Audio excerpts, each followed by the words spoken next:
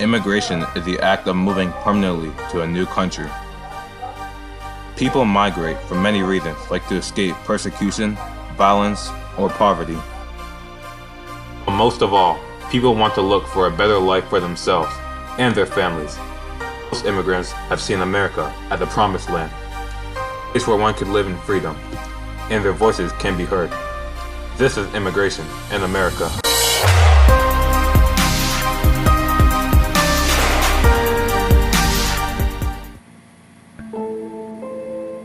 Immigration started in the United States even before it was in the United States.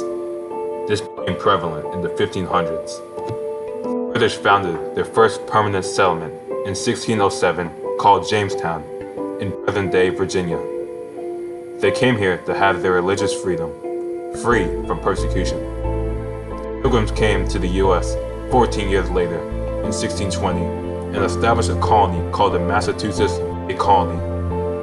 There were about 100 of them, fleeing from religious persecution. 20,000 to 30,000 Puritans migrated to that region in between 1630 to 1640. Another wave of immigration was between 1815 and 1865, where the immigrants were mostly from Northern and Western Europe. A third of them were from Ireland, migrating to the U.S. to escape the massive famine in Ireland.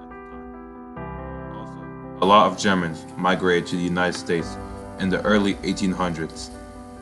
About 5 million Germans came, many of them settling in present-day Midwest to buy farms or settling in cities such as Milwaukee, St. Louis, and Cincinnati. In the mid-1800s, many Asian immigrants came to the U.S. Asians played a big part in building America's railways. All these immigrants coming to America, some Americans began to be against immigration. An age of nativism came about.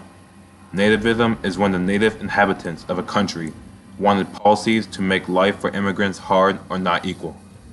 Immigrants were seen to be unwanted because of competition for jobs, and Catholics were discriminated against for their religious beliefs. The Know Nothing Party formed in 1849, and they tried to severely curb immigration.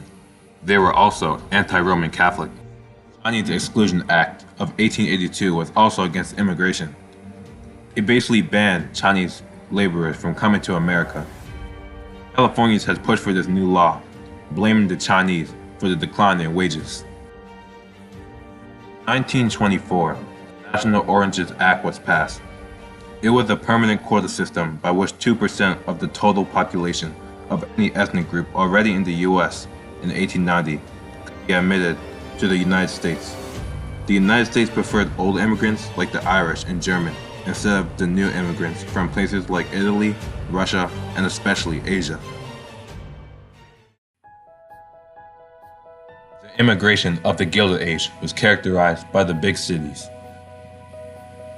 Cities in America such as New York, Boston, Philadelphia, St. Louis, and Chicago were the main areas where immigrants went in order to start a new life.